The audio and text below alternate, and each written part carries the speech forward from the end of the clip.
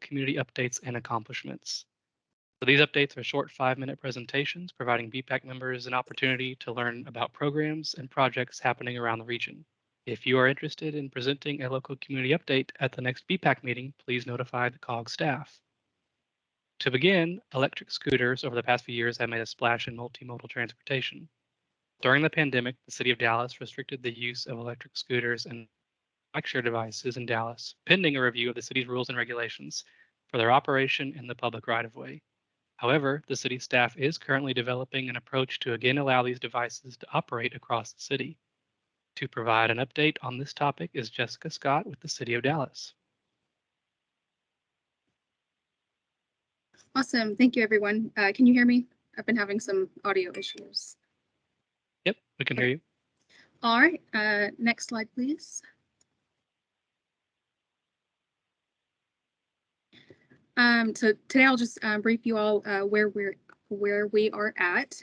We are planning to relaunch dockless mobility, but to do so, there are several things that we need to address before we relaunch. So today I'll just give you a quick background of where dockless mobility has been in the city of Dallas, overview of the existing issues that we have, detail the micromobility working group, and lastly, quickly go over work plan and next steps.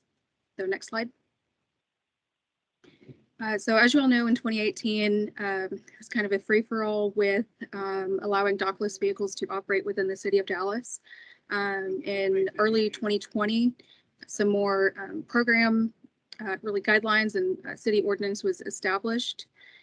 However, with 2020 being a really interesting year for a lot of people, in combination with COVID and just more people being out there on the street using the dockless vehicles in ways that they are not intended, there were a lot of issues enforcement-wise, rider-wise, that needed to be addressed. And what we really found through late fall of 2020 was that significant program changes needed to happen to allow this program to be successful. So that's what we're looking at now. And next slide. As mentioned, many issues were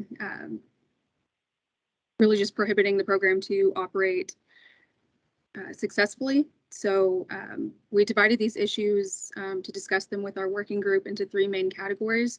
1 being the permit program, 2 being rider and device operation, and 3 being general program management. Issues ranged from users not using the devices correctly, or to the permit program not really being flexible to allow for program changes. 3 was in general program management. For example, there was no dedicated staff to manage the program or deal with the day-to-day operations of enforcement. So those are quick examples of some of the challenges we faced. Next slide. So to address all of these issues, at the fall of 2021, we brought together a working group chaired by 2 of our council members, Mayor Pro Tem Chad West, leading the charge with helping to create this working group. The working group is consisting of individuals nominated from our Transportation and Infrastructure Committee. Also includes City of Dallas staff. You can see the goal there of this committee is to relaunch the program in a way that is safe, equitable, orderly. And up top, you can read the mission statement to review and provide guidance for this program relaunch. So next slide. So right now, we've had 5 committee meetings. We have detailed the list of issues with the working group. We have come up with preliminary staff recommended and committee or working group backed solutions that we are taking to the Transportation and Infrastructure Committee next Tuesday. So tune into that if you're interested to hear more about the solutions that we're looking to propose to bring this program back. After we go to TRNI and receive guidance from them for any changes that are necessary, we'll begin to make those red line edits to the city ordinance and begin drafting the new materials. We are anticipating kind of a scored application process, and that way we can bring on new operators sometime later this year. Of course, all of those red line edits and program changes will be approved by council, and we are planning for public involvement as a part of that approval process. So we are in the weeds of it all, but I'm very excited to be approaching this and relaunching soon. So next slide. And that's it. So any questions, or we're doing that at the end of community updates? Carla? Hi, Jessica. Thanks for the update. I just wanted to mention for you and for some others that TxDOT recently updated their statewide bike advisory committee to be a statewide bike and pedestrian advisory committee. And there is a subcategory in there for micro mobility that the Texas Commission has asked TxDOT to look at closer and to see how they want to incorporate that into the state's planning for roadways, bikes, and pedestrians. So that was a conversation at our last meeting and will also be at our spring meeting in April. We'll be sure to keep you in the loop on what TxDOT's doing from a state perspective, and if other cities are working on micro mobility, keep an eye out. And if you need to know more about that, just let me know, because I think they're looking to create some sort of statewide platform, and they're probably going to be interviewing cities across the state from Houston and Austin and El Paso and others to see what they're doing as well. So just kind of a FYI. Okay, thank you. That'd be helpful. I do know that something that does need more clarification as far as like a user is the difference in a micromobility program that like a city is operating with, permitting vendors to operate, and the difference in those rules versus rules for privately owned scooters. So I feel like things need to be clarified, and we're going to work with that to establish education campaign along with it, but state guidance would be appreciated in that effort. So thank you. Thanks. Okay, do we have any other questions for Jessica? All right, thank you, Jessica. Next up, non-traditional colorful roadway crosswalks for pedestrians and bicyclists catch the attention of motorists and also serves as a visual cue to drivers to be more cautious and watch for these vulnerable roadway users. To provide an update on a unique crosswalk design installed along the North Haven Trail is Jared White with the City of Dallas. Great, thank you. Good afternoon, everybody. If we can go to the next slide, please. So the North Haven Trail, this is in far north Dallas. It's been built out over the last 10 years. It's about 8 miles. So for reference, the dark kind of orange line across the top of the map, that's 635 with the DNT and Central as the north-south primary road, just so you know, we're talking about far north Dallas. This trail, as it goes across the city, crosses major roadways. So at all the big crossings, it has signalization. It's got hawk signals on it, but you have a lot of residential streets. And what we're seeing with a lot of these is it's not so much the volume, it's just the speed. We have a lot of very wide roads in this part of town. So even if there's not a lot of volume per se, it's just people are used to speeding down these streets. So working with the Friends group, they wanted to address kind of some of these streets in the phase 1, which is closer to Central. So it's St. Michael's and Edgemere. Those are the 2 streets that are circled there in red. And partnering with the City of Dallas Park Department, we paid for it, working with our transportation department to go out and get those restriped. So we can just go to the next slide for our first example. This is on St. Michael's. So just for orientation, so if you're looking at the image on the left there with the car heading toward us, the photographer would be, there's a hill back behind you. So if you're heading southbound, you're actually coming around a curve and on a hill on the downslope toward this crossing. So again, not a whole lot of volume, just people are picking up speed. We already did have enhanced crossings at this area, looking at kind of non-traditional crosswalks. We had advanced notification and signage, but the Friends group really wanted to emphasize these crossings to let all trail users and the roadway users know that there is a crossing coming up. Now, originally, so the North Haven Trail Group, they have 3 colors that are part of their color scheme, and they want to use those, but we're working with transportation. There's certain colors you can't use if they're too distracting or they're just not approved, but we're able to get approved to go with candy cane striping on bright white and bright red. So that has gone in. This is an example of the striping taking place on St. Michael's. And again, both of these examples are 2-lane roads, not overly wide, just for some context there. There have been some other treatments. You can see the photo on the left we put in a tough curb and some fill to help kind of neck the road down. And the same is true on the next example, which is Edgemere, which is the next slide, please. Again, very similar conditions. This one's doesn't have the hill and the roadway geometry changes, but it still has the same kind of issues with high-speed traffic. So again, working with transportation, we work with their contractor to go out and do the striping. In the photo on the right, you can kind of see in the foreground, there's a multicolored arrow. Those are the colors for the North Haven Trail. This is what they wanted, some combination of colors within the crosswalk, but those were not approved. So that's why we did end up getting the red and the white there. Cost estimates came in around $7,300, excuse me, for both of these. Still waiting on my final invoicing, so we'll see if that goes up or down. But it was really easy to do. So now we're just kind of watching and seeing what happens. So far, we're getting good feedback from the Friends group and the community, and we'll just keep an eye on these because they're going to wear out. The color will fade. It's going to get scuffed up with vehicle tracking on it. So we'll probably be seeing how these react over time and it may be adjusting. But there's already a push from the Friends group to recreate this all the way down the trail. Again, it's 8 more miles heading to the west. So they'd like to look at, can this be replicated? So this will be something we're looking at over the next several months. So if you have any questions about that, I'm happy to take any.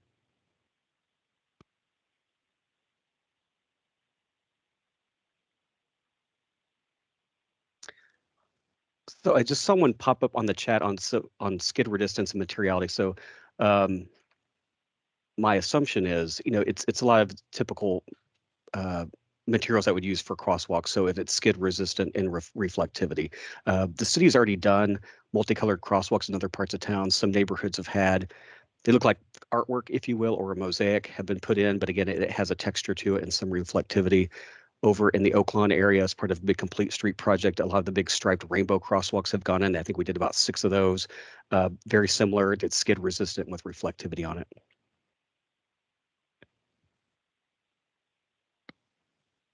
Great. Do we have any other questions for Jared?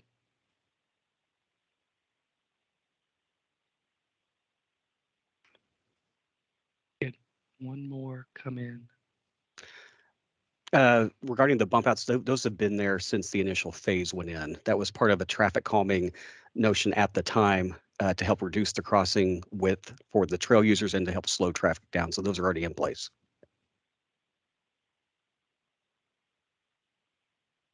Awesome. Thank you, Jared.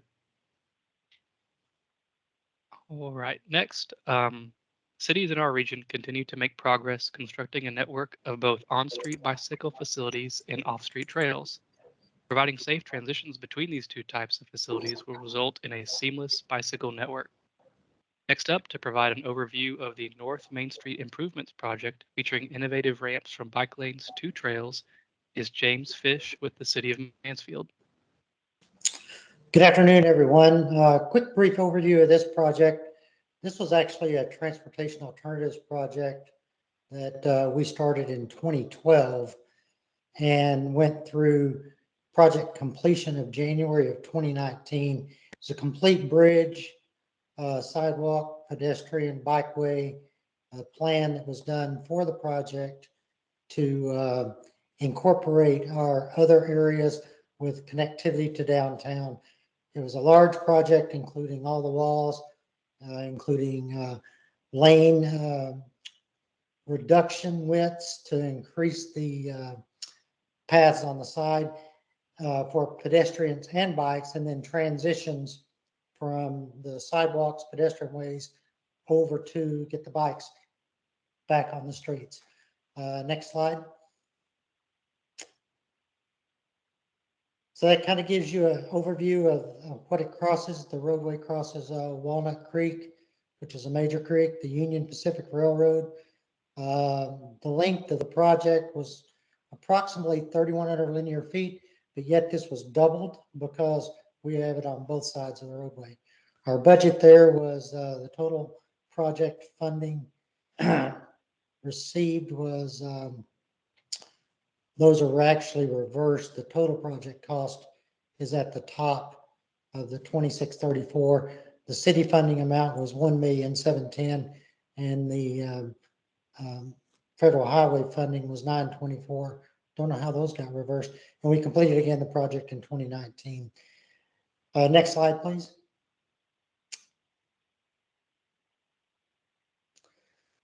So essentially what the roadway and the bike path does, it combines across this bridge from on street to off street, and then back from on street to off street. So at the northern end of the project, we have Pleasant Ridge Road. On the southern end, we have Oak Street. And those are our terminus of this, but the project actually went, as you can see, all the way through just across the bridge. The next slide, please.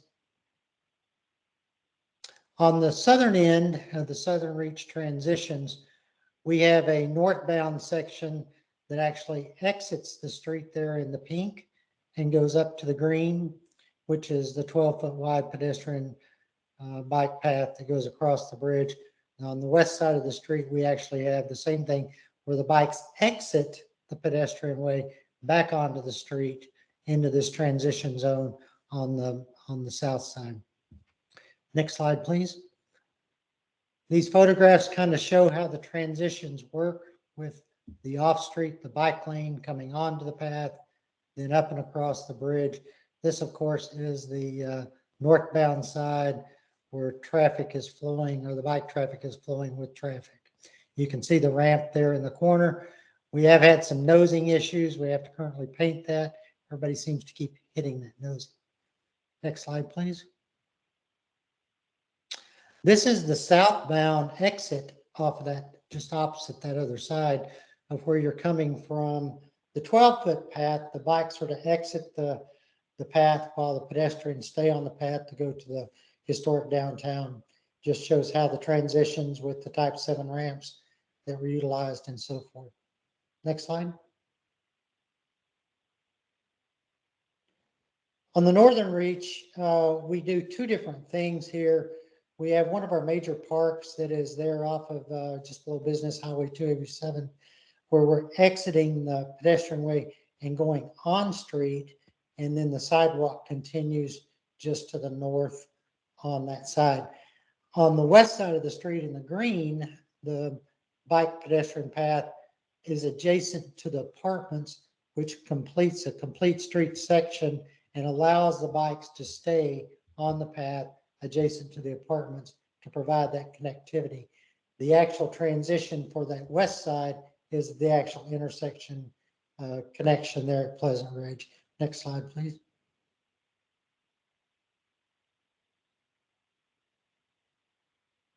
Next slide, please.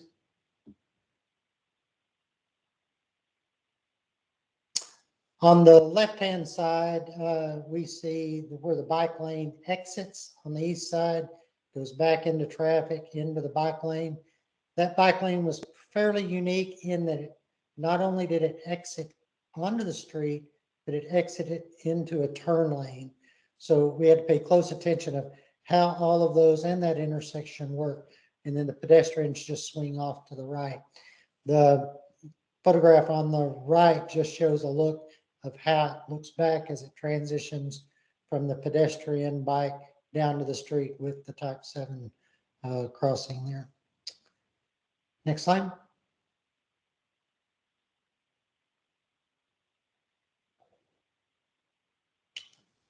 Next slide. And this is for questions. I see that Kevin has a question. I don't see it in. Yeah, James, great presentation. I think this is a really, why we would like to have you present today was we felt like this is a really unique project, particularly that it's on system, and it was before the current guidance was adopted by TxDOT. So I was wondering if you maybe have some lessons learned working on an on-system project such as this with this unique design, if there's any lessons learned you might be able to convey to other folks that are on the line. I think we have lots of lessons learned on this project. Probably too many to go through. One biggest lesson learned, first of all, let me big shout out to Graham and Associates of Arlington and Klutz Construction of Kennedale as our partners in this project. We couldn't have made all of this happen, as well as TxDOT, our environmental people, our in-house transportation team that we had. I mean, this was a multifaceted, multidisciplinary project because it encompassed so many different things, up to and including Union Pacific Railroad permitting to cross a bridge and make these modifications on an existing circuit bridge. I think the biggest lesson learned is know that it's going to take time. You can't force this. Even if you say you have a 3-year time frame, things are going to come up that are going to push this, especially for an on-system type renovation or improvement.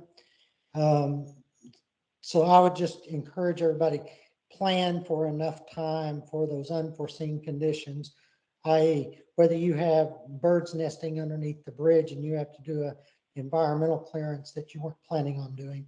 Stuff like that comes up through these projects. So as far as the streetway, everything works really great. The markings we're still working on the markings. I would like to get a few other types of markings that are more permanent, so that we don't have to go back and redo the markings so often. So those are just some basic lessons learned. Yes, Laura, I see you've got a question. Hi, yes, my name is Laura Clover, and I work for a company that manufactures marking materials. So I wanted to ask you, as they kind of exit off and on of this ramp, if you will, the bicyclist, have you had any word or complaints that they are merging and getting into an accident or a run-in with the pedestrian yet? Or would a separate marking on that sidewalk be beneficial, or what are your thoughts on the markings for that? Because that very much intrigued me. Yeah, in this situation, we have not had any type of reports of incidents of merging into traffic or merging out of traffic, or any pedestrian bicycle conflicts. We do use a crosswalk marking that is like the glass green marking that goes down as an epoxy type deal. We're experimenting with that now, just for contrasting colors. But so far, we haven't seen any or heard of any issues. And this has actually been open now for about 2.5 years for that. It's just that one nosing that sticks out there that we need to try to do something with. Maybe a lesson learned there would be to ramp that nosing down. If you wouldn't mind sharing your contact information in the chat box, I'd love to connect with you further on that. Sure. Thank you. Any other questions?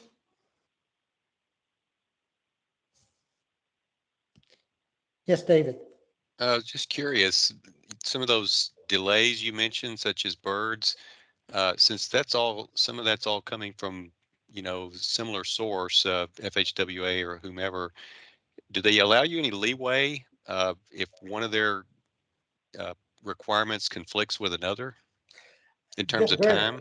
Very good question. I did have to do 2 extensions of time based upon this, and to put it back through TxDOT, through FWHA to get those extensions.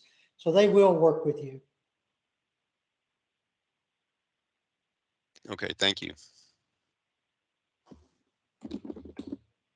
All right. Are there any other questions for James? One other from Josh Smith. Yeah, Josh Smith here with Lee Engineering. Great presentation. Thank you. I thought I noticed that you'd said there were 12-foot bicycle lanes in each direction. Is there anything special you're doing to discourage drivers from taking advantage of that width and using that as a vehicular lane? Yes, we actually use this project, the lanes are actually separated by a Texas rail, concrete rail on both sides. On both sides of those, in the middle, we use what is called a flip down metal bollard that is called a traffic guard. It actually bolts into the middle, sticks up about 24 inches. And we use those on all of our trails. That way that you can pull the pin, drop the bollard if you need maintenance vehicles, but it deters vehicles from getting on these trails. These trails are bounded also by a curb that goes in, and the wing walls come out to deter anybody from jumping the curb and going down the trail. Great, thank you.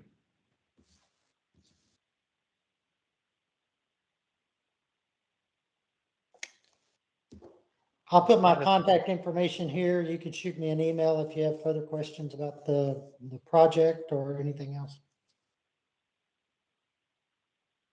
All right. Thank you, James. Thank you, guys. Right.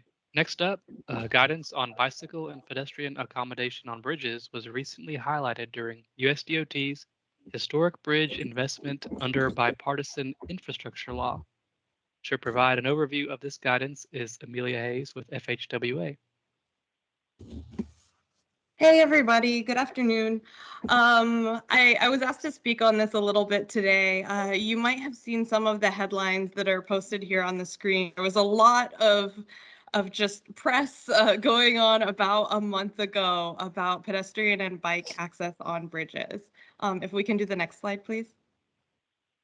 So I'm sure by now you've heard of the Bipartisan Infrastructure Law. As you may know, the new Bipartisan Infrastructure Law includes a new bridge formula program under the USDOT.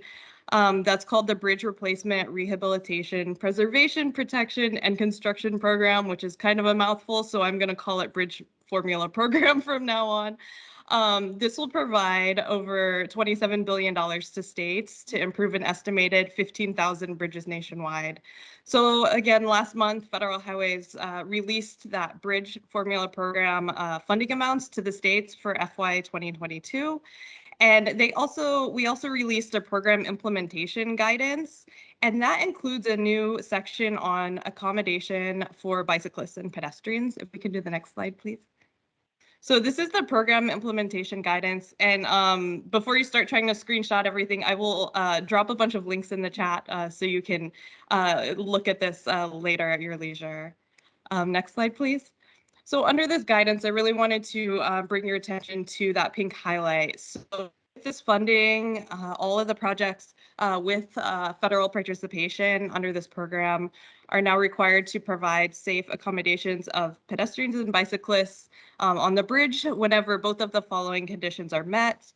First, that the bridge is located on a highway in which pedestrians or bicyclists are allowed to operate on each end of the bridge.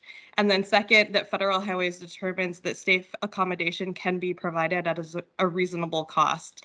So you probably have a ton of questions of what does that really mean with a reasonable cost, second item there. The paragraph that follows has a link to our pedestrian and bicycle accommodation policy, and then it further defines what the reasonable cost is. So really it cites a 20% of the cost of the larger bridge project. And so that reasonable cost definition comes from a policy that I think a lot of folks weren't aware had been passed by USDOT probably almost upwards of 10 years ago. So I have a little bit about that on the next slide. So this is the copy of that policy from several years ago. There's a lot in here. So again, I'll put the link so you can go and look at all of this. So if you can see that number one, that second bullet, that has that language that mirrors the language from that program implementation guidance on the previous slide. So the cost of the pedestrian and bicycle access is reasonable if it's under 20% of the cost of that larger transportation project. So in this case, it would be for our bridge. And so if the cost of the pedestrian and bicycle access exceeds 20%, the addition of that ped and bike accessibility is not required. However, FHWA does encourage all states to consider providing it. And then later throughout this guidance, there's a ton of cited design resources that you can go and check out. Some of them are outdated, but there are newer versions of some of those guidances because again, this had come out some number of years ago and hasn't fully been updated. So that's all I have. Again, I'll drop the links into the chat and let me know if you have any questions as you look into implementing this. I just figured it would be a good thing to bring up in this forum since a lot of folks probably had questions about a month ago when all that stuff came out. And I will also include in the chat a link for our bipartisan infrastructure law program guidance documents. Like everything is very slowly trickling out of our headquarters, and we're probably hearing about it as soon as you're hearing about it as it's posted to the website. So be sure if you have questions about any of those, just go back and just refresh the page maybe like once a week, and there's probably some new stuff on there that you haven't seen. So with that, let me know if you have any questions, and then you'll hear from me in like 1 or 2 more agenda items after this. So thanks. All right, do we have any questions?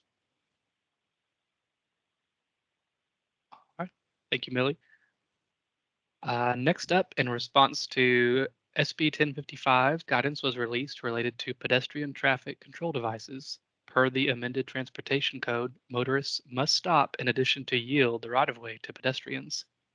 To provide an update on this guidance is Tim Wright with the TxDOT Dallas District. Hi, everyone. Good afternoon. Hope you're enjoying the rain. I think it's raining here in Mesquite, so I hope it's raining where you are, because we sure need it.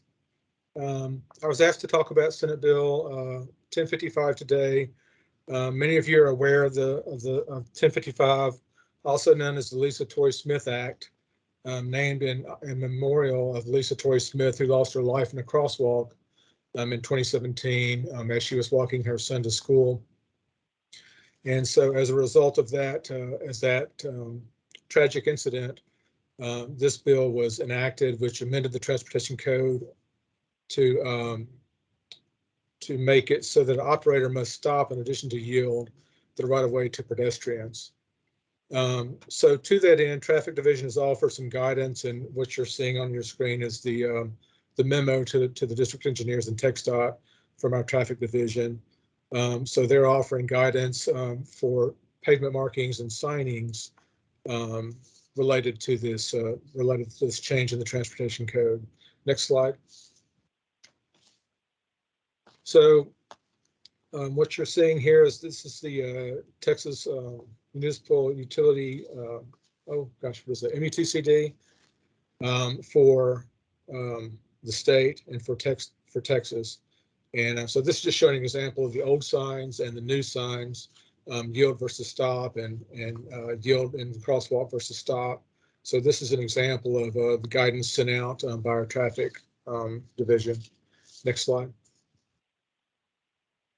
And so this is just a continuation of traffic offering guidance to districts on the new way to incorporate traffic signs for pedestrians, and also has a stop bar now instead of the yield bar at stop traffic pedestrian crosswalks. They've also given us a CAD file for the districts to use, so we do have CAD files available to put in the PS&E plans, and the schematic sections and the PS&E sections are aware of this new guidance and are beginning to use that in their PS&E plans and schematics currently. So that's about all I have for this afternoon.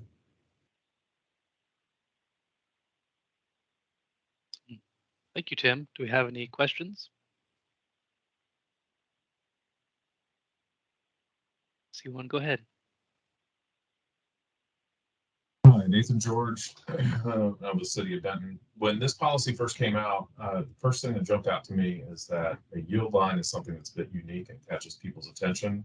And while I've referred the stop for sort of messaging that we're providing, I don't think a stop line really stands out. Has anybody explored or discussed the potential that, migrating the stop lines is just going to make those facilities more invisible?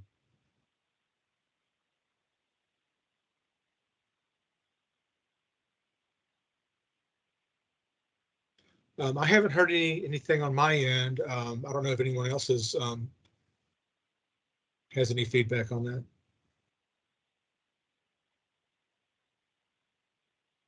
just a blunt observation that I figured I'd pass along. I can pass it along also. Thank you. Okay, thanks.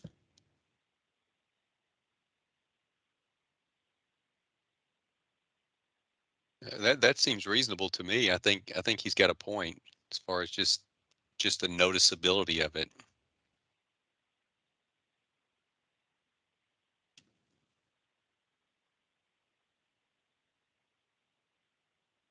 And then I see a question came in the chat. It's to you, Tim. Do you know how effective the shark teeth markings are for the yield lines? I don't know, Bud, if you want to expand on that at all. Well, no, I mean, I'm not really familiar how effective a yield line is versus a stop line. Although I do tend to agree that a stop line would be, it seems to be like, to me, it'd be more effective if it had more color associated with the stop line.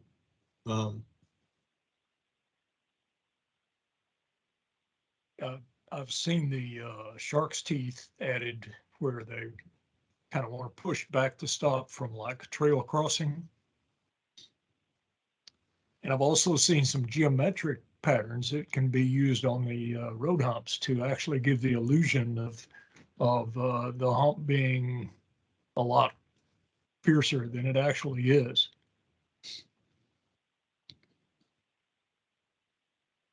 I can pass those comments along to our design team and see what we can come up with. Terrific. Look forward to seeing any other ideas.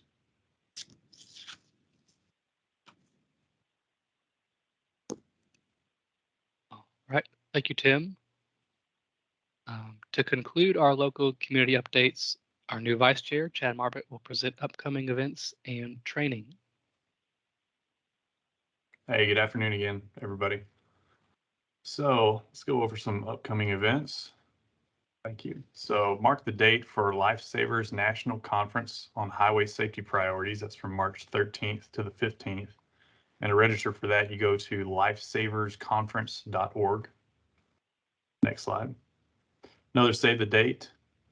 The 2022 National Bike Summit will be a hybrid event. It's got online content and in-person programming available.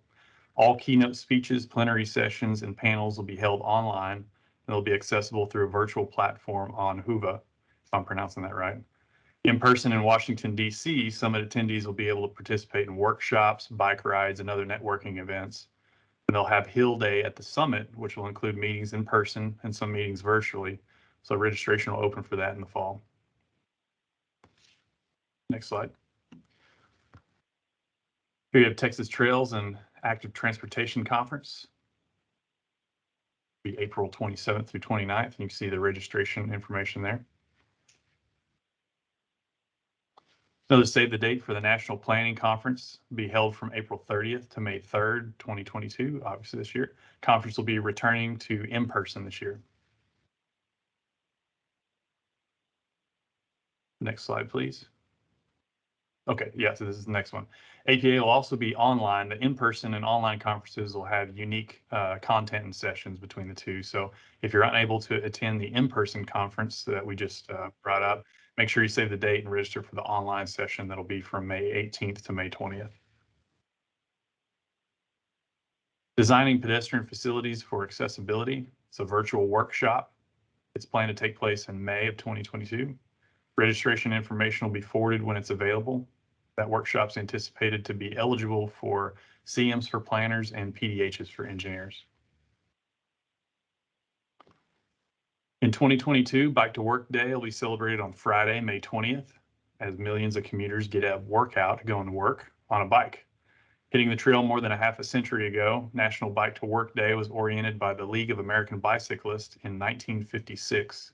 It did that to encourage biking as an alternative to driving to work, so be sure to mark that on your calendars.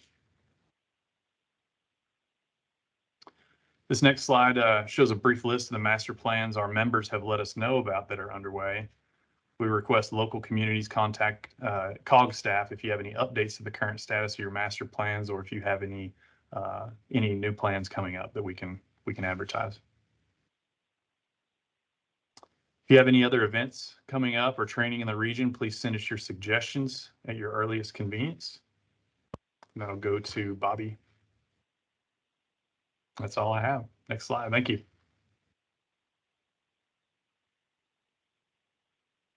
All right, thank you, Chad.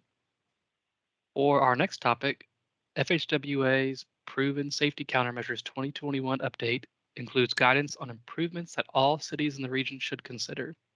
To provide an overview of this updated guidance, please welcome back Millie Hayes. Hey y'all, you guys are going to be sick of hearing me after this BPAC today. I have a couple of slides on our most recent update to the proven safety countermeasures. So before you start zoning out, thinking that this is all old material, we did update the proven safety countermeasures most recently in November. So some of this might be new to you. Next slide, please, Barb. Thank you. A bit of history about this. FHWA launched the Proven Safety Countermeasures Initiative in 2008 as a collection of strategies to reduce our fatalities and serious injuries. Then in 2012 and again in 2017, we expanded the list of the Proven Safety Countermeasures to include a total of 20 countermeasures. So our selection criteria for the proven safety countermeasures is that first off, it's proven effective. It's considered proven by its effectiveness in reducing, again, those fatal and the serious injuries that we're focusing most on. One of the measures of effectiveness is the crash modification factors used to compute that. I'm sure all of y'all are aware of what those are. The second criteria is that we aren't really seeing widespread deployment. So some of these, when you look at our website and look through these and see some of these today, like bike lanes are kind of not new, as we all are very well aware of. But why they're included as a proven safety countermeasure is that we're not seeing them deployed widely, and we'd like to see more of them. So huge caveat for all of this that I'm about to talk about today is that we're not saying that these are required to be used, and we're not asking that you toss aside any of the other countermeasures that you're already using. We just ask that you consider these countermeasures as well. Next slide, please. So as I go through our new proven safety countermeasures, you'll see many consistent themes that emphasize our priorities. So as you may know about our current administration, they're focusing on a lot of the bullets that are on this slide here. Complete streets are a huge thing with this administration. The safe system approach, you might be using our new resources that we have on our safe system approach website. Speed, climate, all of that centering on doing work in an equitable way and keeping equity at the forefront of all of our decision making. Another huge priority was announced a couple of weeks ago with our National Road Safety Strategy that was released by Secretary Buttigieg, and that's pretty exciting as well. So all of that is consistent with these proven safety countermeasures. If we can do the next slide, please. So you might be familiar with the 20 existing proven safety countermeasures. Again, these are really diverse and aligned with the FHWA focused approach that we have.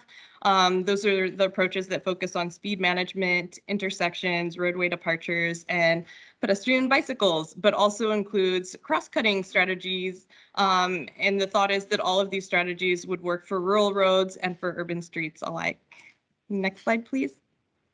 So these are our new proven safety countermeasures. So again, these are diverse. So I know we have some more rural areas that are on this call today. We have some state DOTs, we have local agencies. There's something in our toolbox for everybody. Again, these all align really well with the trends that we're seeing recently in safety with regards to pedestrian and bicycle fatalities. Speed management, all of these can support a safe system approach and complement a complete streets vision. So there's really opportunities for everyone here that are relevant to the many priorities that we have in the DOT right now. So I'll go through each of just the pedestrian and bicycle countermeasures here today. And then I'll have a little bit of slides on some of our other resources that we have updated. We can do the next slide, please. And then one more as well. So you may be familiar with the RRFB. So this device includes two rectangular shaped amber indications that flash with a high frequency whenever activated.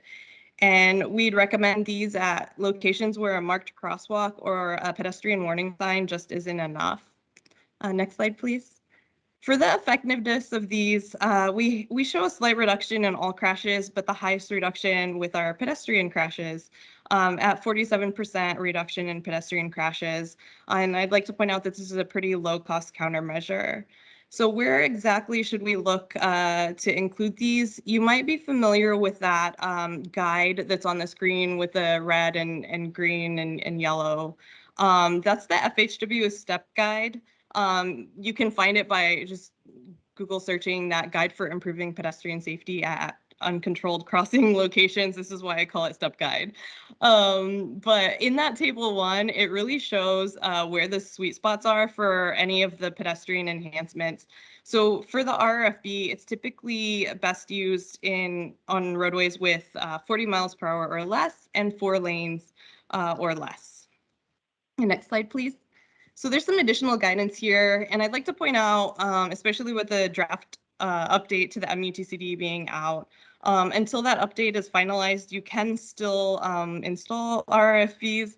Just use that Federal Highways had granted to TxDOT a statewide blanket approval under IA-21. So just go through that regular process with TxDOT that you usually would, and do that until the update to the MUTCD comes out, which will include that not as an interim approval.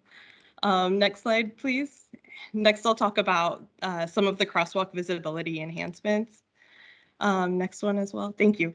Crosswalk enhancements. So this really goes beyond the minimum 2 parallel lines that we so often see out there. So this countermeasure includes a number of things. I'm going to cover high visibility crosswalks, improve lighting, advanced stop pavement parking. So that includes that shark teeth yield and the advanced stop bars that we were talking about in that previous conversation. So where should these be considered? We ask that these be considered at all mid-block uncontrolled crossing locations. So again, refer to that step guide at table 1 that's included there on the screen. Effectiveness here really depends on which countermeasure you select, but it ranges between 23 and 48%. Next slide, please. So for our high visibility crosswalks, that would be patterns such as our Continental and our Ladder in the MUTCD, and those show up to a 40% reduction in pedestrian injury crashes. For improved lighting, all of our data is showing that we have over 50% of our crashes happening at night, and lighting can reduce our pedestrian crashes up to 42%. There's a note here to make sure to install to illuminate the front of the pedestrians, which creates a positive contrast and not a shadow effect if you're lighting folks from the back. There's a whole other proven safety countermeasure on lighting. So while you're looking all of this up on our website, be sure to check that out. It's one of those cross-cutting proven safety countermeasures that I mentioned. On that lighting countermeasure, we do have a brand new video on lighting that features some case studies from several roadways in Florida that I think is really cool. And it has a lot of pedestrian aspects to it. And then there's also a new research report that was released in December on lighting. And then we'll also be publishing pedestrian lighting user guide later this year. So there's a lot more to come on all of this. Next slide, please.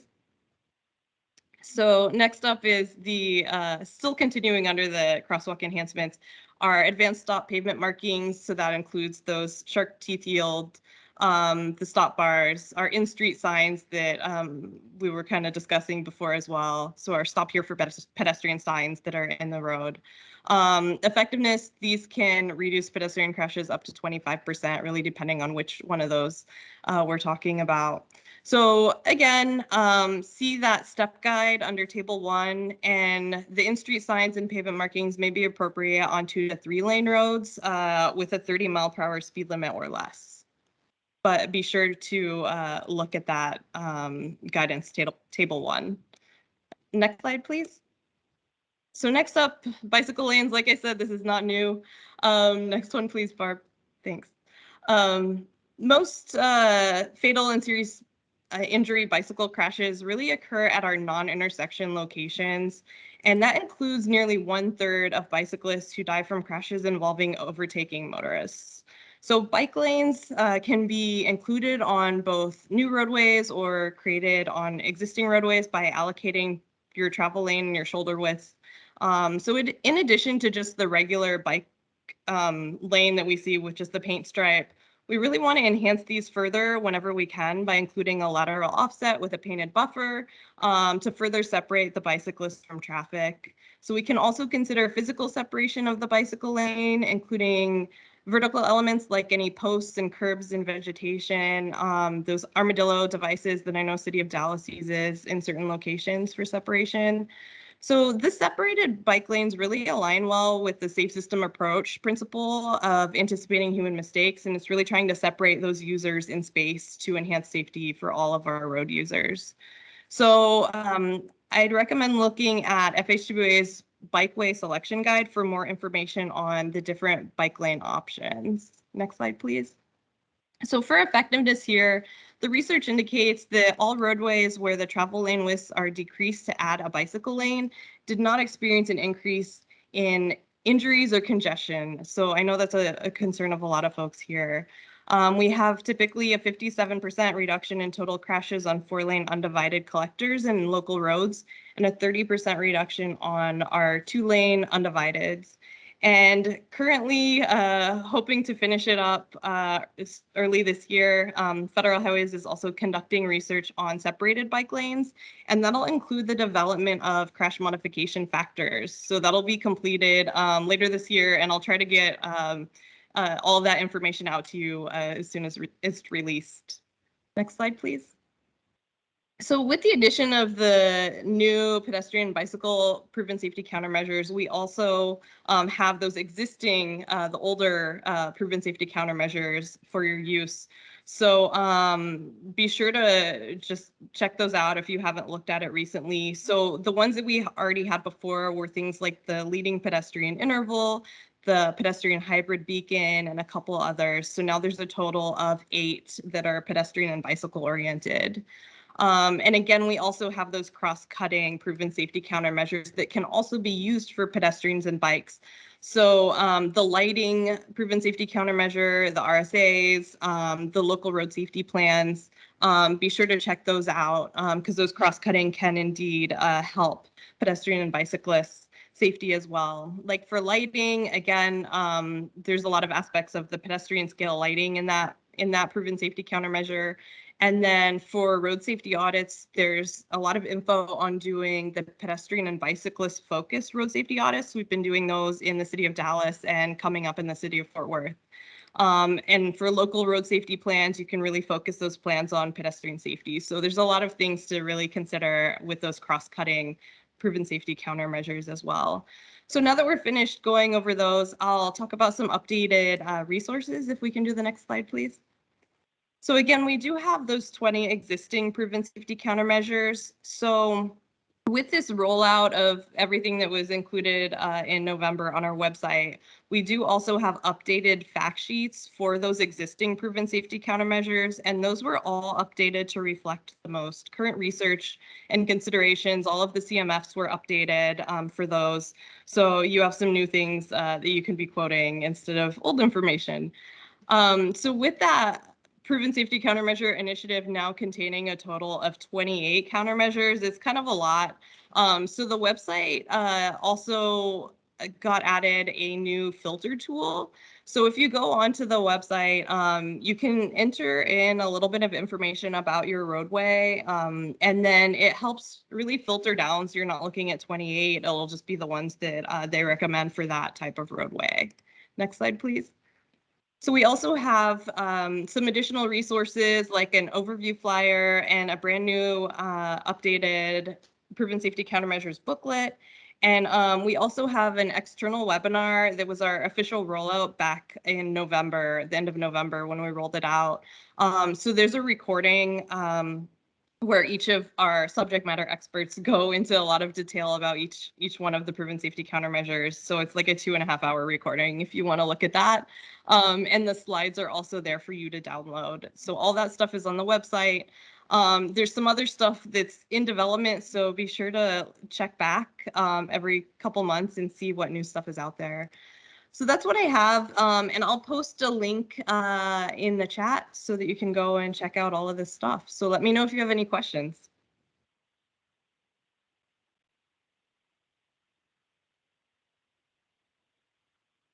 Kevin?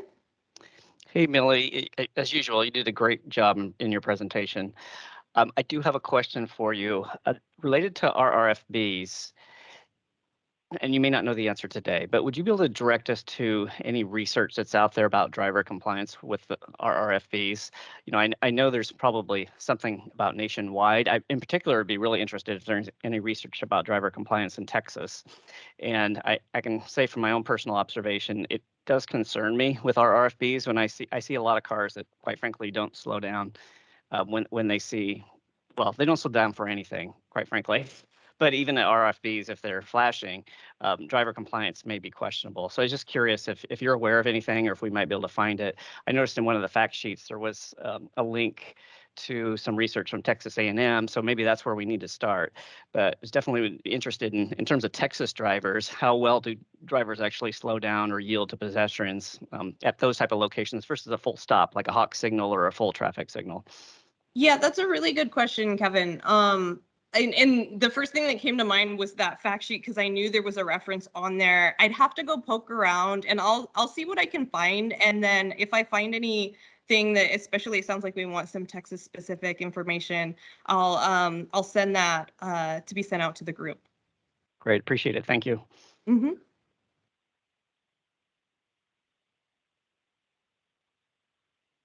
All right, do we have any other questions?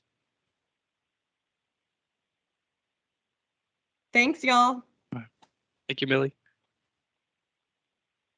All right, our next topic, intersections around the Denton County Courthouse were reconfigured to include a protected signal phase in which pedestrians are permitted to walk to any corner, commonly referred to as a pedestrian scramble.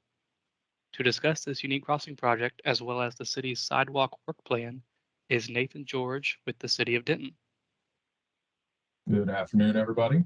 I'll walk you through this presentation real quick because we don't have a whole lot of time and I decided to put forward a second topic. So next slide, please. First topic we're going to talk about is the pedestrian scrambles. That was what COG initially reached out to ask me to discuss. So next slide. I have a lot of slides, so you're going to hear next slide a lot. So this is a project that was originally brought forward as a staff-initiated safety improvement project on our downtown square in 2019 as an idea late in the year. And we started a pilot project in November of 2019. And following that, went through a 6-month evaluation process to determine the effectiveness of that treatment.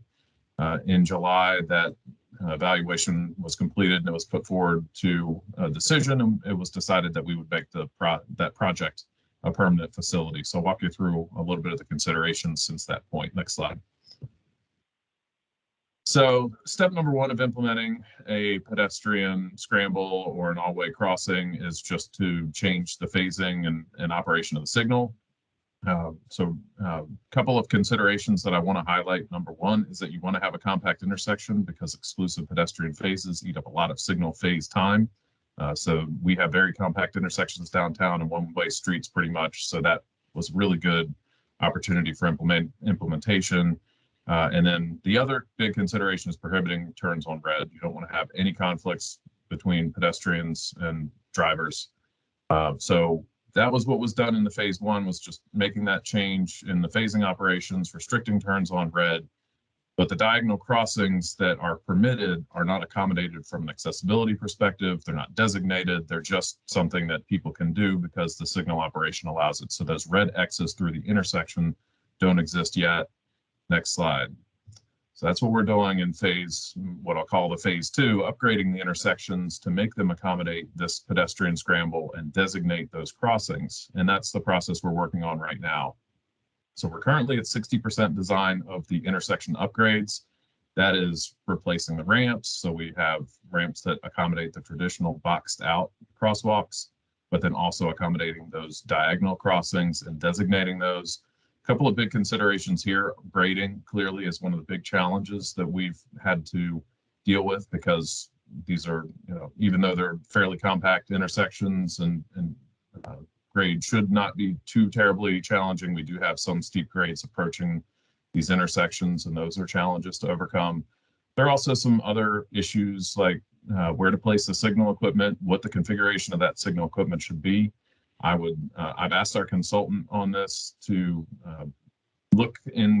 peel into the design guidance about how to appropriately put in the signal equipment from an ADA perspective and just from a designation perspective.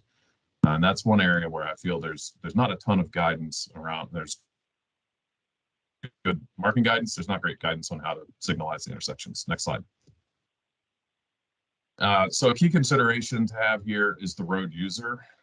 One fundamental assumption, as I would like to pose it to this group, is that users expect to not encounter conflict. So when we're dedicating that time, so pedestrian has an exclusive phase, a driver also assumes that they will not encounter a pedestrian in conflict with the signal. And that fundamental assumption will help the signal operate the way it should.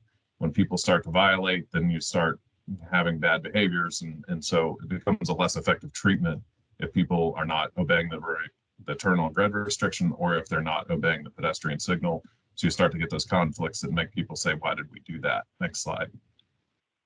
There's a real challenge with that in the fact that pedestrians can recognize when they would traditionally cross the street. This is sort of that beg button conversation that a lot of folks in our industry talk about, where it's like, I forgot to push the button, the signal phase didn't come up, so I shouldn't have the right to cross the street. And on our one-way streets, you can see some of the signal phases, but we also have this opportunity with one-way streets where we could overlap or we could provide some overlapping pedestrian phases that would not be in conflict with turning vehicles, because you'd be crossing over at the one-way side of the intersection. So it can be a real challenge. I've observed some folks who are, trying to find their way across the street. They don't understand that it's a pedestrian scramble operation, and they're, technically they're violating the signal, and drivers can get perturbed. On the other side, these intersections tend to be pretty low stress. Folks are in downtown and they kind of recognize it. So, you don't get as much driver aggression or people being upset when they encounter that sort of behavior. But then on the other side, we don't want drivers to start turning on red because they feel like they're constantly waiting for pedestrians and don't want to have to do that. Next slide. Another big consideration is serving bicyclists, and this goes to some of my work prior to joining the city of Denton. When we have these scramble phases, how are bicyclists supposed to follow the intersection? To catch two bicyclists circled here, one that was riding in traffic, and they were riding, with the phase. The other, they were in the crosswalk and they were following pedestrian signal. So, if a bicyclist is trying to treat the intersection like a pedestrian, it could be a bit of a challenge, because bicyclists should not be, they should not be indicated that they should go with a scramble. There are restrictions on how we operate, say, an exclusive bike phase with a scramble can't be concurrent with the pedestrian phase. And we do have one intersection that has a bike lane approaching the intersection. So there's some unique considerations there. Just how are we going to make sure that we have that multimodal safety included as part of this pedestrian scramble? In my view, the way it's designed, bicyclists should follow the vehicular signal and not treat the intersection like they're a pedestrian if they're riding the bike lane. Next slide.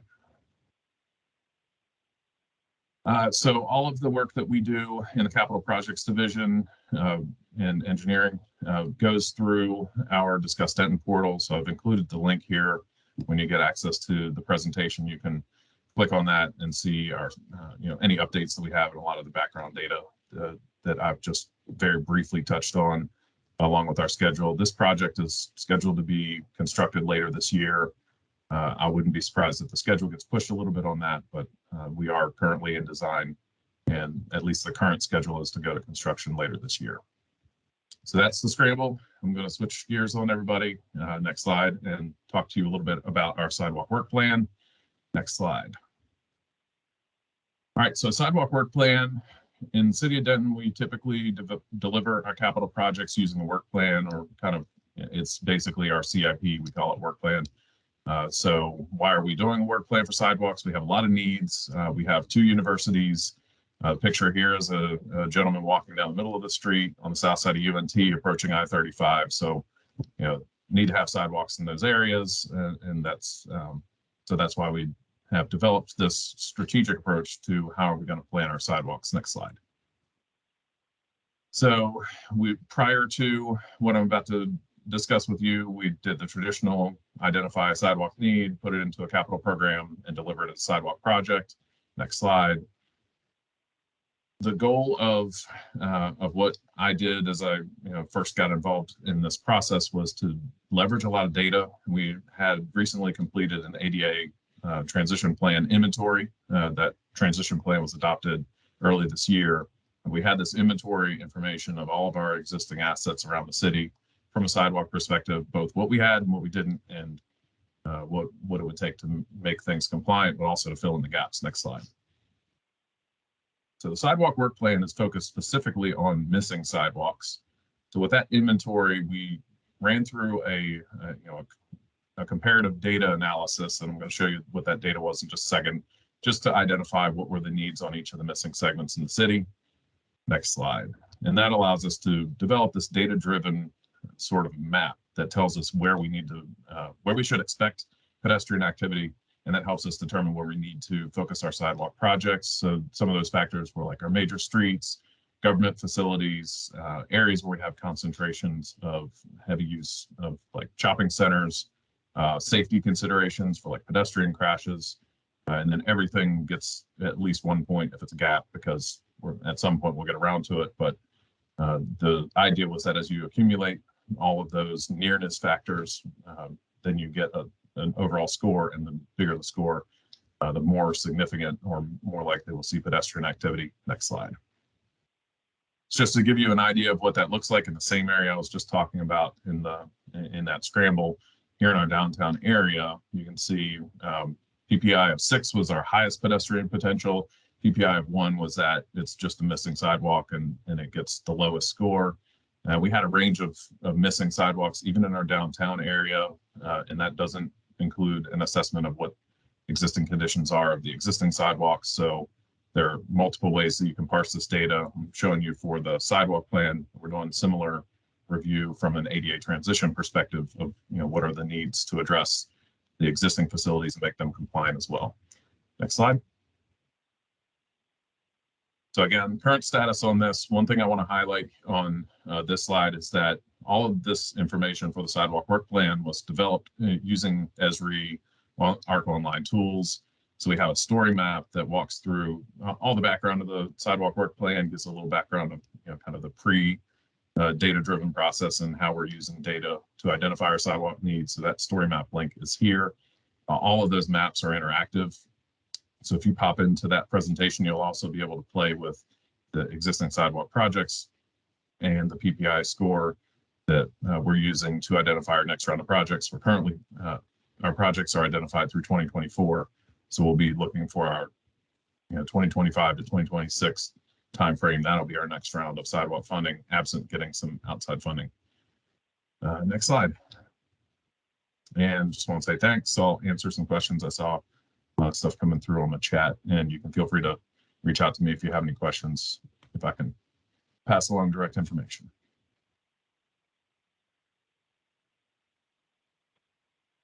All right. Thank you, Nathan. Good information. Are there any questions?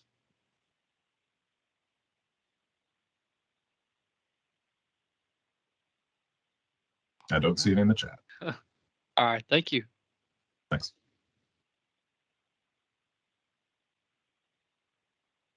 All right. The next agenda items are several updates from our COG staff. Our first update will be regarding an effort to develop a regional sidewalk dataset. Please welcome Travis Liska. Hey everyone, good evening, afternoon. I'm Travis Liska, Principal Planner on the Sustainable Development Team. I work on a variety of coordinated land use and transportation projects, and this afternoon I want to discuss our effort to put together a regional sidewalk layer. Part of it will include purchasing new data. So if you go to the next slide, The big picture here is to put together a regional sidewalk layer, kind of similar to a long-term vision, our regional trails database. And of course, as the City of Denton was a great presentation to segue on this, sidewalk data can be useful for all sorts of efforts when it comes to advancing pedestrian safety and creating walkable environments. So that's sort of one of the uses. We want to use that in many different ways at the regional level, as well as assist all of you. Fortunately, we're able to relatively easily purchase a layer digitized from aerial imagery through our spatial data cooperative program. And so that's sort of the route we're pursuing. But our first step is to identify an inventory where we have existing sidewalk data in the region. And I've done a lot of that inventory and identification already. And you may have seen an email from Barb or myself recently asking you to fill out a survey, letting us know if you have sidewalk data, and also giving us a contact for whom at your municipality may be best to work with on this particular GIS initiative. So that survey was sent out in January. We asked for responses by the 7th of this month. That number on the slide you see, 73, is a little outdated. It's actually 81 as of today, because I got a few more people to respond. But if your community has not responded, we would very much appreciate you giving us some feedback. I've got a table that you can access from online to see if your city responded. I'm going to drop that in the chat. Hopefully that works for you all. And if you see your city hasn't responded, please send me an email, and I'll of course have my email in the slides that are coming up. So Barb, if you go to the next slide, I'll explain the overall scope of what we're doing here. We have 159 cities in the 12 counties that are of a population over 1,000. So that's the geography we're working on to develop this regional sidewalk layer. And based on information I have, 17 of the cities have a GIS layer for sidewalks that is more recent, so 2019 or later. And then the possible scope here for where we would be acquiring new sidewalk data would be 142 cities. And I should note all of these numbers are subject to change as we hear from more municipalities on the status of their existing sidewalk inventory. So if we go to the next slide, we'll see what 142 cities versus the 17 look like. So the cities in gray are the ones that, based on our recent communications, we have a data that is 2019 or newer. And then the cities in orange are those we would possibly be acquiring new data for, and then stitching together this regional layer from both of them. And again, this might change as we go forward and fine tune exactly what we'll be putting together. And then what we need to do going forward, so as already indicated, is, and if Barbara should go to the next slide, is responding to me to let me know if your city has data that's been developed recently, so we can make sure we don't duplicate effort. And again, check that list. I know there's GIS contacts from some municipalities that we've heard from versus planning versus parks or public works contacts. So definitely make sure you don't respond if your city's already responded. And what we're going to be doing is putting together full details and announcing those by the time we reach the March Surface Transportation Technical Committee meeting, STAC. That's the 25th of March. So you should be hearing from us before then on further details as we get those put together. And so we're going to announce later this year when we have this layer available to help with data analysis assistance. And ultimately, as I mentioned, the vision is to have a sort of sidewalk geodatabase available for the region. And so we'll, of course, be interested in help from all of you at your municipal governments in quality controlling this data and making sure we're putting together the best layer possible for the region. So that's basically it. We're looking to put together a regional sidewalk layer. My contact info is on the next slide, and feel free to reach out to me with general questions, or if you were one of the cities that hasn't responded and you've got recent GIS data on sidewalks, we'd like to hear from you. Thanks. Thank you, Travis. Are there any questions for Travis? Thank you. Next, Daniel Snyder will provide a brief update on monthly trail counts, followed by a short presentation on adopted targets for crash performance measures. All right, good afternoon, everyone. So since the outbreak of COVID-19, COG staff have been providing these quarterly updates to BPAC on how recent trail counts compare to data collected in 2019 and early 2020. So this data that we report on is based on permanent trail counters that are installed in several cities across the region that serve as a representative sample. So looking at the data in the chart, for those of you new to BPAC, just some history here, bicycling and walking saw a surge early on in the pandemic, with volumes exceeding 70% in April and May 2020. Since then, trail counts continue to be moderately higher than pre-pandemic levels. So it's encouraging news there.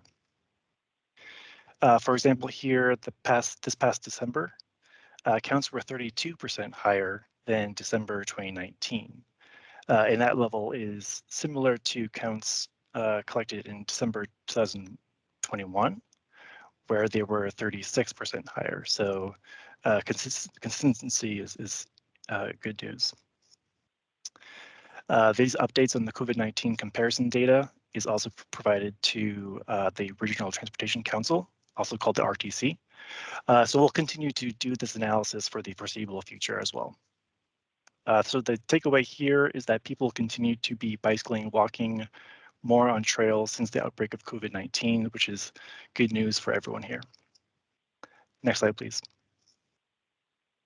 My second topic is an update on bicycling and walking safety in our region. So with that, Barb, I'll go on to the next slide. Since the passage of the FAST Act, MPOs, or Metropolitan Planning Organizations, such as COG, are required to track performance and develop targets related to 5 safety performance measures, with one of those being the number of non-motorized fatalities and serious injuries. And this federal performance measure combines both pedestrians and bicyclists into one group. So these performance measures are a part of a larger effort at the national level to have state DOTs and MPOs increase the level of data-driven planning and programming in an effort to improve safety.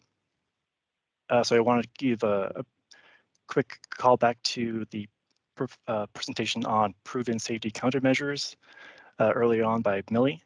So just want to mention that those are excellent example of improvements that can reduce crashes for people walking and bicycling. So I encourage everyone to review the FHWA resources that she shared earlier. Those are really great considerations for future projects. Next slide, please. In 2018, TxDOT developed a statewide safety target of a 2% reduction of the anticipated number of non-motorized fatalities and serious injuries by the year 2022. And during that time, the RTC adopted the same reduction targets for the DFW region. So here I'll provide an overview of how we've done since then. And while the trend for non-motorized fatalities and serious injuries is increasing in recent years, the good news is that the targets established for 2018, 2019, and 2020 have been met, which means that fatalities and serious injuries have been less than what was previously projected to be. Some other good news that we want to share is that the Texas Transportation Commission, which is the statewide policy board for TxDOT, they recently adopted a more ambitious statewide target of a 50% reduction in roadway fatalities by 2035. So kudos to TxDOT for taking a leadership role in regards to safety. And that new 50% reduction target will be reflected in the next update to the State Highway Safety Plan, also called the SHSP, which is anticipated to be later this year. Next slide, please. For those of you that are unaware, the RTC has an adopted position on safety for the region. So I'll just read it verbatim right here. Even one death on the transportation system is unacceptable. Staff will work with our partners to develop projects, programs, and policies that assist in eliminating serious injuries and fatalities across all modes of travel. So NCT-COG does have a wide variety of ongoing programs and projects that do address safety. So I've listed several of those here for your reference. And next slide, please. So obviously measuring safety in our region is an ongoing effort. So we'll continue to provide these updates to BPAC in future meetings as well. That concludes my updates. So I will hand it back to you, Mr. Chair, for questions, if any. All right, thank you. Any questions for Daniel?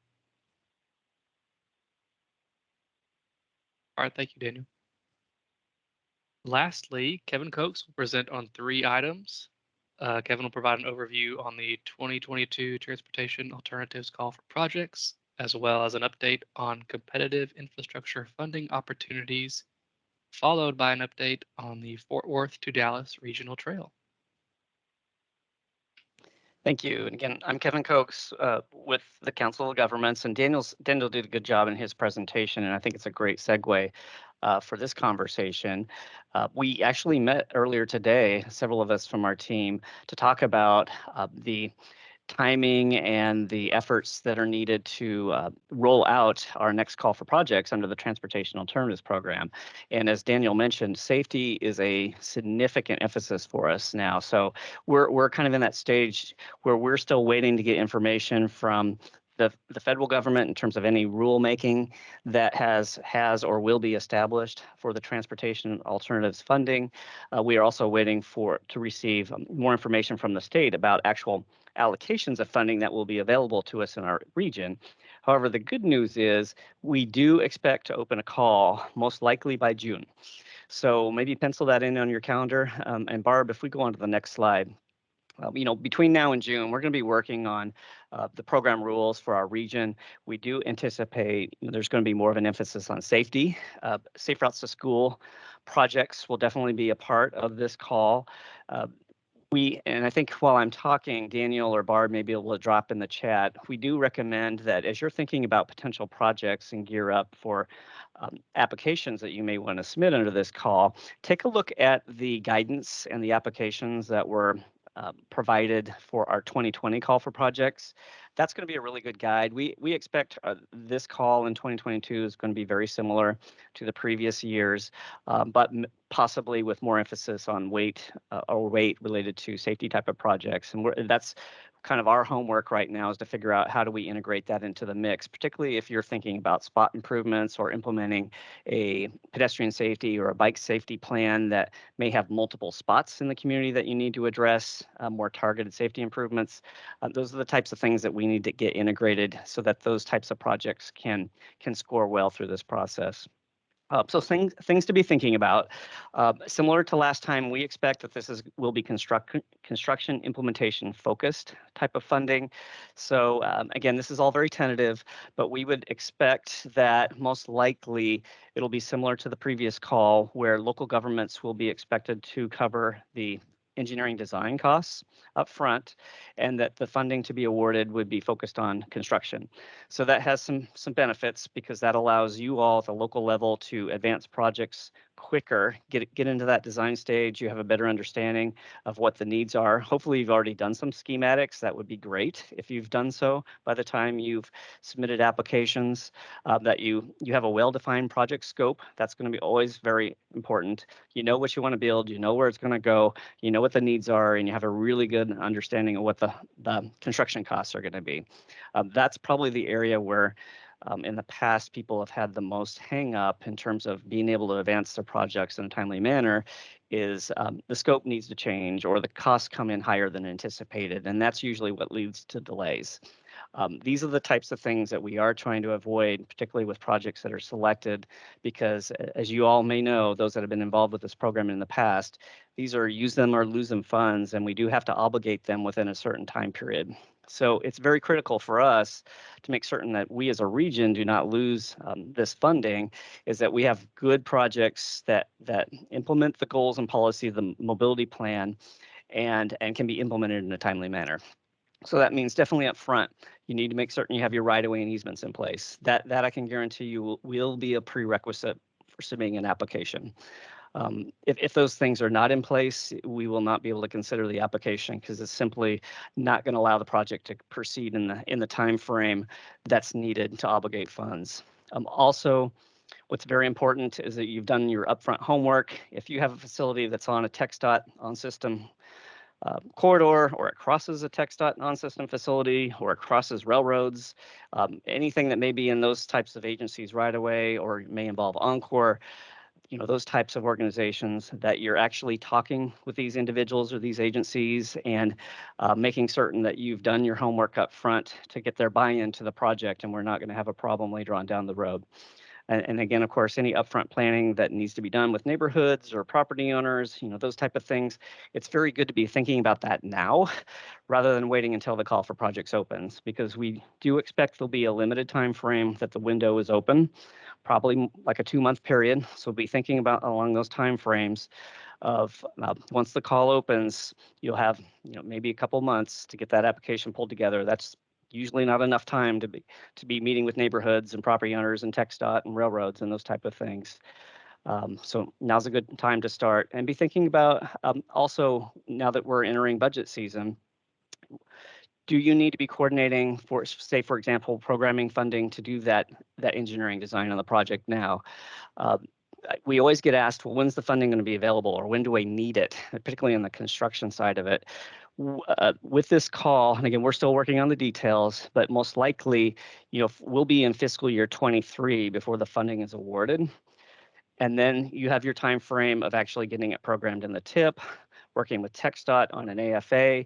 We're definitely looking at most likely fiscal year 24 before you would actually have access to funds. So be thinking in that time frame in terms of local match requirements, when you would actually need to have that funding available on the construction side. But definitely sooner than that, you need to be thinking about getting that funding program on the engineering side. And if I go on to the next slide, I'm not certain what else. Oh, so do we have any other questions along those lines? Again, we want to give you a heads up. We don't know all the details yet, but we know it's coming, and we did not want to wait till May, our May meeting of the BPAC, because like I said, we're anticipating the call to open in June. So now's the time to be planning. Now's the time to be thinking about budgets. If you need to talk to the city manager or your department director, whatever you need to do, talk to neighborhoods, talk to TxDOT on potential projects. We're trying to give you as much time in advance before we actually open this call, so you can make certain that you're doing those coordinating and making certain you take care of those activities up front. Do we have any questions as I look in the chat box? Well, if you do after the meeting, be certain to reach out to myself or Daniel Snyder. Daniel's our lead on coordinating the call for projects. So he's done this for multiple calls, so he's very familiar with the process and can help you through that. I think now we can go on to the next slide. Speaking of funding, so the infrastructure bill that was passed in DC earlier this year had a lot of really good news for us in the active transportation world related to funding. And so one of the things that we wanted to point out, and if we go on to the next slide, Barb, is that there's many opportunities for funding, whether it's through the increased funding like we're showing here. I did not mention on the previous presentation about Transportation Alternatives Program. We do not know, as I speak today, how much funding will be available to us for a region. But what we do know is that we expect it to be much higher than in previous years. Under this bill, we've been informed that to look for something along the range of having 60% more funding available to our region under this program. So that's really good news for us. Also, Safe Routes to School program is included in the bill, so that, and again, we anticipate that being in our call for projects. Any communities that have Safe Routes to School plans already in place, this is a great opportunity for you to request funding to implement those plans. And what has changed under the current law is that this has expanded to include high schools, whereas previously the Safe Routes to School program has been focused on elementary and middle schools. High schools is now another potential. This is one of those areas, again, that we're going to be working on. what should the program rules be for us in our region. We do anticipate probably still an emphasis on focusing on elementary and middle schools, but this may be another opportunity, particularly if you have a trail or sidewalk project, neighborhood type projects that will improve access to high schools. And then also there's much more of an emphasis on complete streets. So while this does not, the federal bill does not necessarily directly impact local governments along those lines, it does require that states and MPOs adopt plans and policies related to complete streets and planning for multimodal accommodations. So again, we think this is very good news. We think this at the state level, at the MPO level, there's going to be much more emphasis on providing multimodal accommodations. And for that reason, we think it's going to be very helpful, again, for cities. We've talked about it over and over throughout the years, is adopting a local complete streets policy and identifying complete streets projects within your community. If we go on to the next slide, Barb. One of the potential grant programs we wanted to point out for you today, there's a number of new programs under the bill, but one of them that is directly is a funding opportunity that's directly available to local governments, and there's others, but it's titled the Safe Streets and Roads for All program. And this is a federal funding opportunity. It will go through USDOT, not through COG. So I want to make that very clear, but it will be an opportunity for local governments to submit and advance local Vision Zero plans or safety plans that you may have adopted. As you see on the bullets on the screen, this is a competitive grant program. As we understand, the program rules are still being developed, but we do anticipate, based on the information we've seen, that this will open in May of 2022. So again, be thinking in terms of potential grant opportunities you may want to submit under that federal program. And it could be things like developing a comprehensive safety plan or conducting additional planning or other efforts related to safety and safety action plan within your community, or even implementing projects. So again, that's about all we know. What you see on the screen was literally cut and paste out of a federal fact sheet that we've seen. More information is to come, but keep your eyes out on this, definitely in the May timeframe, and we will distribute this information too when we see it. But this may be an opportunity for you all at the local level to submit grants for either planning or infrastructure improvement projects. If we go on to the next slide, Barb, I think that was my last slide. Oh, yes, and if I go on to the final topic, just wanted to give you a quick update.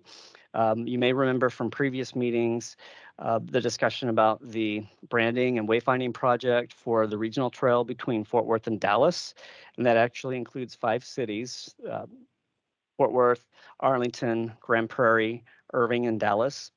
There's been a lot of work already completed to date by the consultant team on this effort. And one of the things that we wanted to highlight for you is, this effort is intended to help unify the various trail segments in each of the 5 cities and bring them under one umbrella, one unified name, one unified marketing approach, unified wayfinding signage, those types of elements, and ultimately brand this and market it as not only a state destination, but a nationwide destination that can bring people to our region for ecotourism. And so the consultant team is now working with the stakeholder committee on potential naming and branding ideas for this corridor. And we did want to flag to you all that if you're interested, we anticipate a virtual open house in the April timeframe. And you see on the screen here, and maybe we can drop it in the chat as well, a link to the email sign-up list. And if you're interested, we can make certain that you're contacted of this virtual open house when it occurs in April. And we definitely value your input and would love to get your input on the concepts being discussed within this corridor. And with that, were there any questions in the chat that anybody noticed?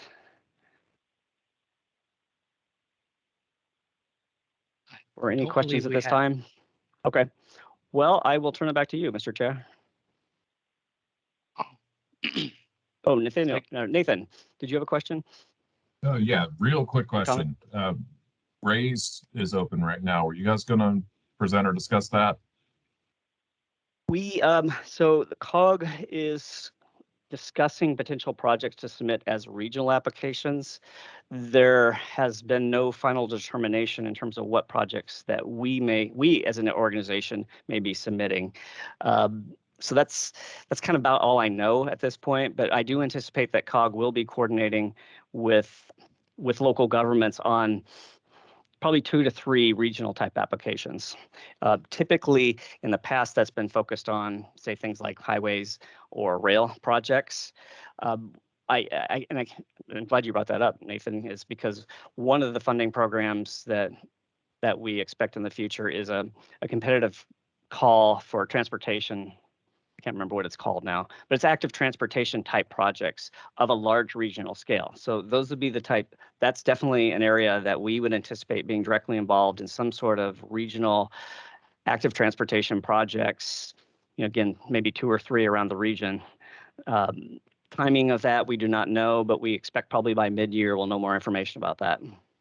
Yeah, and I just brought it up because I'm looking at it from our municipality's perspective, but want to make sure that, I want to compete with all of you for the federal dollars. So please, everybody consider applying. Yep, definitely. Thanks for your comments. All right, Mr. Chair, I'm turning it back to you. All right. The final agenda item is for other business and open discussion. This item provides an opportunity for BPAC members and partners to bring items of interest before the committee or to propose future agenda items. Is there any other business or discussion items anyone wants to bring up?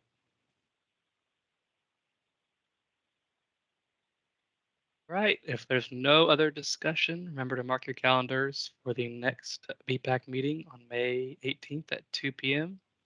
So thank you again to all our presenters, and we will see everyone in May. Take care. Thanks, Robert. Thanks, Chad. Thank you. You guys are awesome.